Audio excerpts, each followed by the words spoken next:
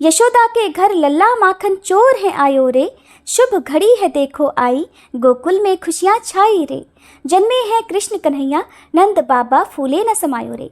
आप सभी को श्री कृष्ण जन्माष्टमी की हार्दिक शुभकामनाएं। हिंदू धर्म में श्री कृष्ण जन्माष्टमी के पर्व का विशेष महत्व है और श्री कृष्ण जन्माष्टमी का पर्व हर साल भाद्रपद महीने के कृष्ण पक्ष की अष्टमी तिथि को मनाया जाता है।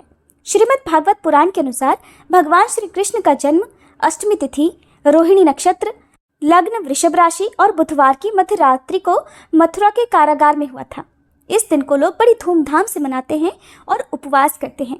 रात के समय बाल गोपाल जी का जन्म होने के बाद विधिवत रूप से पूजा अर्चना करते हैं। मथुरा, वृंदावन समेत पूरे विश्व में इस पर्व को बड़ी धूमधाम से मनाया जाता है।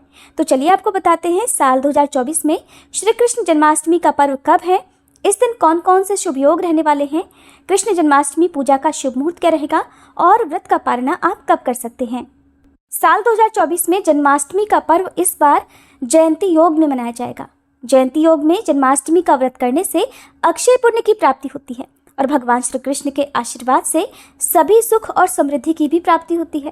कहते हैं कि जो भी व्यक्ति इस योग में जन्माष्टमी का व्रत रखते हैं उनको मृत्यु के बाद वैकुंठ धाम में निवास मिलता है।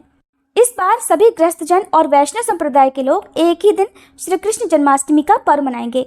अष्टमी तिथि प्रारंभ होगी 26 अगस्त सोमवार को सुबह 3:39 से और अष्टमी तिथि का समापन होगा 27 अगस्त मंगलवार को सुबह 2:19 पर। इसलिए इस बार 26 अगस्त सोमवार के दिन ही श्री कृष्ण जन्माष्टमी का पर्व और कालाष्टमी का पर्व मनाया जाएगा। 27 अगस्त 2024 मंगलवार के दिन दही हांडी का पर्व रहेगा और इस दिन रोहिणी व्रत भी रखा जाता है। अब बात करते हैं इस दिन रहने वाले मुहूर्तों के बारे में। 26 अगस्त सोमवार को सूर्योदय होगा सुबह 6:11 पर, सूर्यास्त होगा शाम 6:46 पर। ब्रह्म मुहूर्त सुबह 4:34 से 5:22 तक रहेगा। अभिजीत मुहूर्त दोपहर 12:03 से 12:53 तक रहेगा।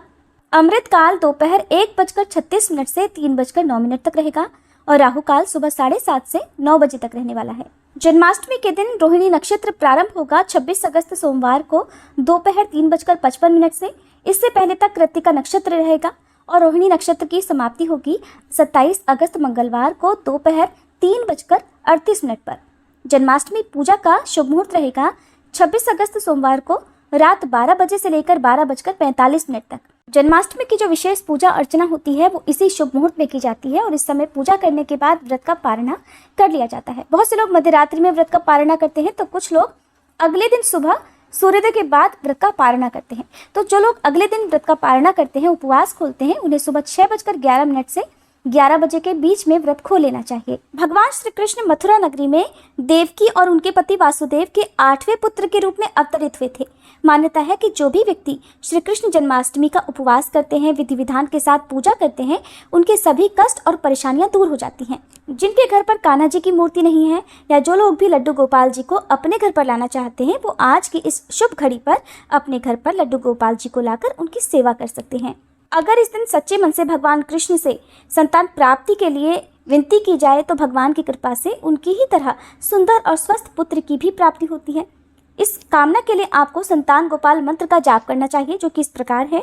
ओम श्रीं ह्रीं क्लीं ग्लौं देवकी सुत गोविंद वासुदेव जगतपते देहि में तनयम कृष्णम त्वामहम शरणम गतः।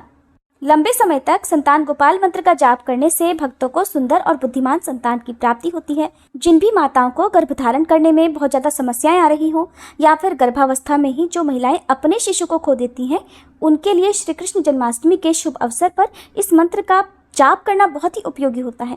इससे उन्हें स्वस्थ शिशु की प्राप्ति होगी।